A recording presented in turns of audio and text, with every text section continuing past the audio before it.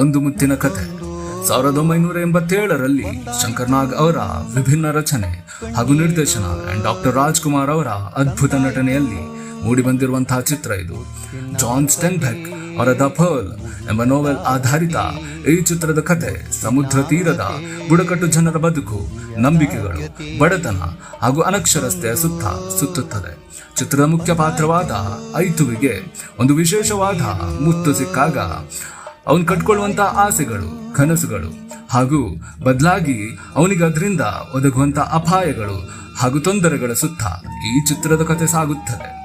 ಶಂಕರ್ ನಾಗ್ ಅವರ ಕ್ರಿಯಾಶೀಲತೆ ಹಾಗೂ ಬರಹಕ್ಕೆ ಕೈಗನ್ನಡಿಯಾಗಿರುವಂತಹ ಈ ಚಿತ್ರದ ಮತ್ತೊಂದು ವಿಶೇಷ ಅಂದ್ರೆ ಸಮುದ್ರದಾಳದಲ್ಲಿ ಚಿತ್ರೀಕರಿಸಲಾದ ಭಾರತದ ಮೊತ್ತಮೊದಲ ಚಿತ್ರ ಒಂದು ಮುತ್ತಿನ ಕತೆ.